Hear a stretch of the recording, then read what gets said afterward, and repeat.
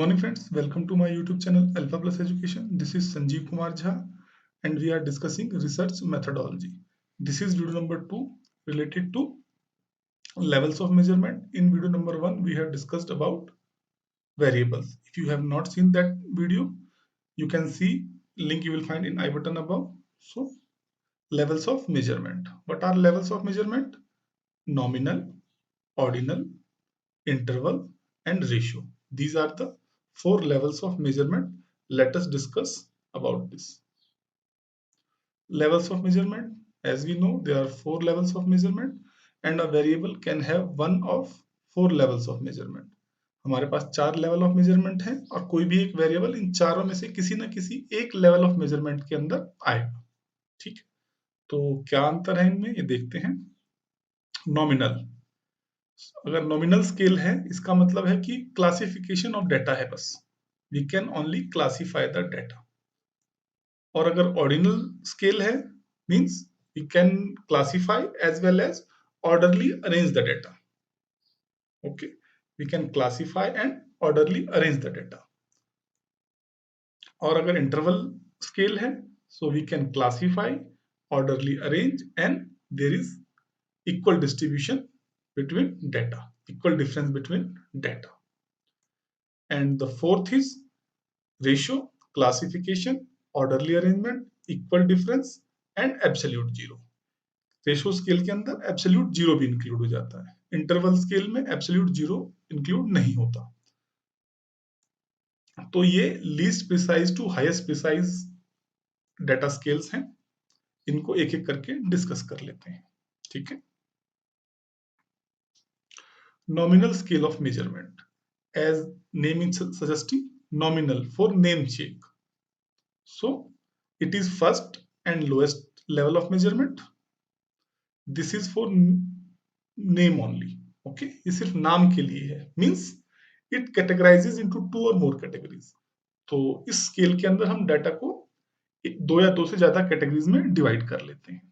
ठीक है, जैसे मेल एंड फीमेल, जैसे रूरल एंड अर्बन, इन दोनों के बीच में कोई ऑर्डरली रिलेशन नहीं होता। मींस अगर हम लोग क्लासरूम अचीवमेंट की बात कर रहे हैं तो हम ये नहीं कह सकते कि boys are better, girls are better.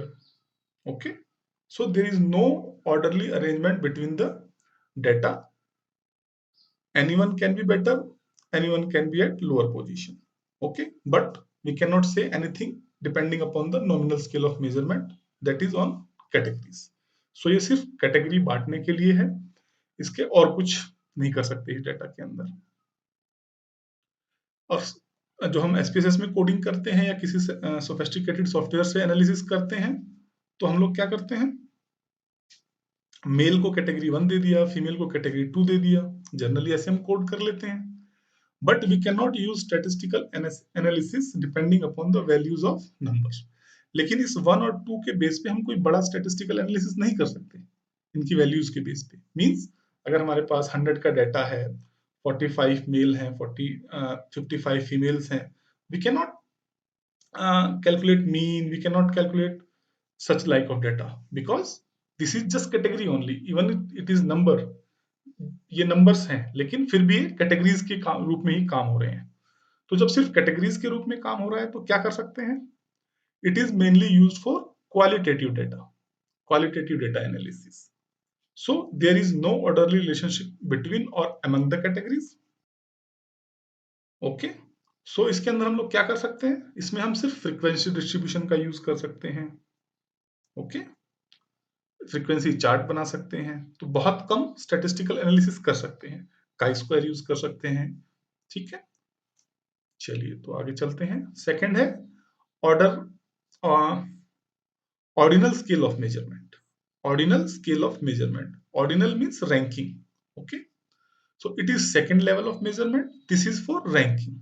Okay, so there is an ordered relationship between or among ranks. Okay, so in this we have data ranked, rank 1, rank 2, rank 3, rank 4, rank 5, rank 100. So there is orderly relationship between ranks, means rank 1 is better than rank 2, rank 2 is better than rank 3, rank 3 is better than rank 4. So there is an orderly arrangement. But what is the problem? The difference between ranks may be different. Means, for example, we can understand with example. एक कक्षा में दो बच्चे हैं, एक ने क्या किया 90% स्कोर किया है, दूसरे ने 75 स्कोर किया है, और तीसरा एक और बच्चा है जिसने 45% स्कोर किया है। ठीक है, और बाकी जो बच्चे थे उनका 45% से कम है स्कोर। Okay, so A is ranked first, B is ranked second, C is ranked third. Okay, लेकिन प्रॉब्लम क्या है?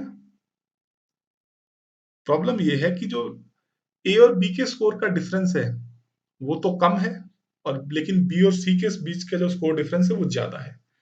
Okay, so we can not compare the students in this way. We cannot say कि rank 1 is twice intelligent than rank 2, or rank 3 is half intelligent than rank 2. We cannot say anything like this because there may be differences in ranks, actual score behind the ranks. ठीक है, तो rank के पीछे जो score है वो अलग अलग हो सकता है, इसलिए हम इसको कुछ नहीं कर सकते, सिर्फ रैंकिंग कर सकते हैं।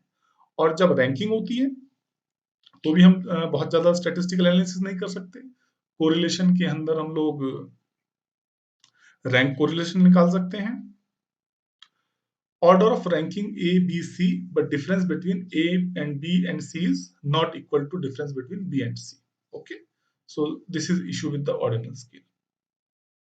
But each pair has rank difference 1. Now, interval scale of measurement. It is third level of measurement. This is for orderly arrangement, equal differences between data. Okay, so for example, IQ of A is 50, IQ of B is 100. Okay, so this can be in two separate categories. Okay, the difference in is 50 points. IQ difference between A and B is 50 points.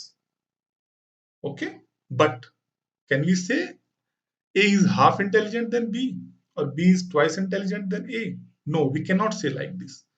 For ऐसा कुछ compare करने के लिए कि A B से आधा होशियार है या B A से डबल होशियार है, ऐसा करने के लिए हमें एब्सोल्यूट जीरो का होना जरूरी है। ओके, उसका क्या मतलब है हम लोग अभी समझ लेते हैं। But it doesn't have absolute zero. There can not be complete absence of trait और कैरेक्टरिस्टिक्स। मींस जब इंटरवल स्केल होता है तो जो भी कैरेक्टरिस्टिक्स हम लोग मेजर कर रहे हैं वो कंप्लीटली एब्सेंट नहीं हो सकता। ऐसा कब हो सकता है कि कैरेक्टर या ट्रेट कंप्लीटली एब्सेंस ना हो? It is in the case of most of the behavioral science research. Okay, so जो behavioral science की या educational research की बहुत सारी variables हैं, उनके साथ ये केस हो सकता है। For example, aptitude, attitude, interest, that cannot be completely zero. Okay, so we cannot compare IQ of A and B with these numbers. Okay, because they do not have absolute zero. Now, we cannot say B is double intelligent than A, as intelligence cannot be zero. Now, ratio scale of measurement. So, this is fourth and highest level of measurement. It includes everything which we need for analysis. This is for orderly arrangement, equal interval, and absolute zero. Okay. Now we will understand what is the meaning of absolute zero. For example, weight of a bag A is 25 kg, B is 50 kg, C is 10 kg, and bag D is 35 kg. Okay, we have 4 bags. 4 bag है हमारे पास, जिसमें A का वजन 25 kilo है, B का वजन 50 kilo है, C का वजन 10 किलो है और D का वजन 35 किलो है. This includes absolute zero. Ratio scale includes absolute zero means weight can be zero, means complete absence of trait can be there. सो जो फिजिकल साइंसेस के ज्यादातर वेरिएबल्स हैं उस केस में रेशो स्केल्स हो सकता है, जैसे वेट है, जैसे हाइट है, जैसे टेम्परेचर है, even 0 degree Celsius can be there. तो जहां जीरो एब्सोल्यूट जीरो हो सकता है उनके अंदर रेशो स्केल होता है, और ratio scale generally physical science के वेरिएबल्स के साथ होता है, जबकि बिहेवियरल रिसर्च या एजुकेशनल रिसर्च के ज्यादातर वेरिएबल्स के साथ इंटरवल स्केल वाला केस होता है, ठीक है। So now we can say weight of B is double then A. जो वेट बी का है 50 किलो, वो ए का ए से डबल है। क्यों है? क्योंकि there is absolute zero, means weight of A is 25 KG, means कि जो ए का वेट है 0 केजी से 25 केजी ज्यादा है, और जो बी का वेट है 0 केजी से 50 केजी ज्यादा है। ओके, सो वो 0 से 25 है और वो 0 से 50 है। So we can compare now because there initial point is 0। Okay, so we can compare two data points now.